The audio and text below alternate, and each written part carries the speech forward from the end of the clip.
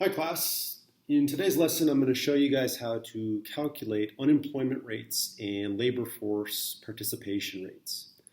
In terms of where these fit and for a little context, recognize that these are two of the most important statistics that we have for judging the health of a given labor market. So to begin with, you want to set up any given problem that you encounter by taking into account these three definitions here. Right? And these definitions are going to apply for all people eligible to work in a given population. Everybody's going to fit into one of these three categories. The first one is an easy one. It's possible that someone can be classified as being employed, and all that means, just as you would guess, is that they have a job of some type. We're not saying anything about whether it's a part-time job, a full-time job, a good-paying job, or a not-so-good job. It just means they have some job that they did for work in exchange for money. All right. The next category here that someone might find themselves in is to be categorized as unemployed. And so there's two important criteria that you have to meet to be designated unemployed.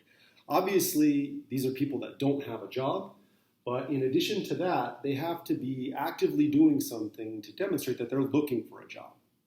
Right? And the reason for this is because why we have that second criteria is because there's a whole bunch of folks out there that don't have a job but aren't necessarily interested in having a job. And so it'd be wrong to consider them unemployed. Take, for example, full-time students or retired people or stay-at-home moms and dads or people that are independently wealthy. Right? Lots of people are out there that aren't working, but they're not trying to have a job. And so, as I said before, we'd get misleading numbers if we were to count them as being unemployed. And so as a consequence, to fit this definition here of being unemployed, you got to meet both those criteria, no job and looking. Right?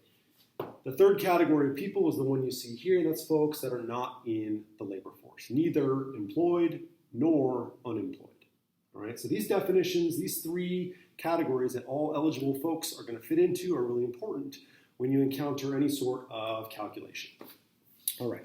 As I said a moment ago, there are two key statistics that you need for labor market purposes, right? And I'm going to pull the board over this way to show you the two that you ought to know about, right? First is one that you've likely heard of before. That is the unemployment rate.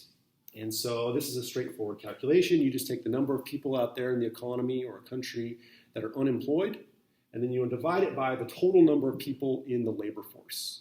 Right? And so significantly with unemployment rate calculations, we're leaving out folks that are not in the labor force, right? Again, those people who are full-time students or retired people or just not in the labor force for whatever reason, right? You want to multiply it by 100 as well so that you can express that as a percent rather than as a decimal. So that's one important statistic. Another one that you ought to know about is something called the labor force participation rate.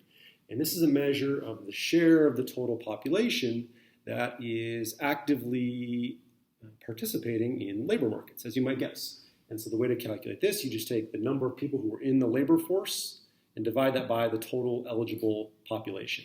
Once again, you want to multiply that whole thing by 100 so that you can express it as a percentage. Right? And so the formulas here are straightforward. Really the important thing is understanding who fits into each of these categories. All right.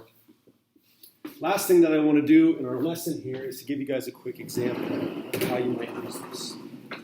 So on board number 3 here, I've got some numbers that we can work with. Pull this over so you guys can see it a little better. All right. So it's likely you're going to encounter a problem where you're given information similar to what you see on the board, right? So some estimate of the number of people who are employed. Again, it might be presented like this, just people employed, or it could be some full-time and some part-time workers. You just take all those people, lump them together, find the total number of people employed. In this case, we've got 25. 10 people in this problem who are unemployed, and then we also have another 12 people who are not in the labor force, right? Based on a setup like this, we can calculate those two statistics that I showed you just a moment ago. So let's do that really quickly. But first here, we want to calculate the unemployment rate, right? Again, that's the number of people who are unemployed. We're going to take that information directly from the problem setup. There's 10 of them. And then we want to divide it by the labor force, which, again, the labor force is the sum of employed and unemployed people, right? So that 35 comes from summing that 10 and that 25 right there, right? Don't forget to multiply it by 100. Once you get that, you're going to see the result here that the unemployment rate for an economy like this would be 28.57%. That's bad. All right. That doesn't show the whole story. You also might be interested in looking at labor force participation rate as well. Right? And so the way to do this, you're going to divide the number of people who are participating in the labor force, that's 35. The sum, again, of 25 and 10, employed and unemployed people. And you want to divide into the number of people who are in the population, right? So that 47 here comes from summing our 25 employed people, our 10 unemployed people, and our 12 people who are not in the labor force. Right? Go ahead and do that, and you're going to find that the labor force participation rate in this little hypothetical economy that we're working with here is 74.4%. Again, the keys to remember are in deciding whether or not a person counts as being employed or unemployed or not in the labor force. And so those definitions right at the very outset of the lesson are critical.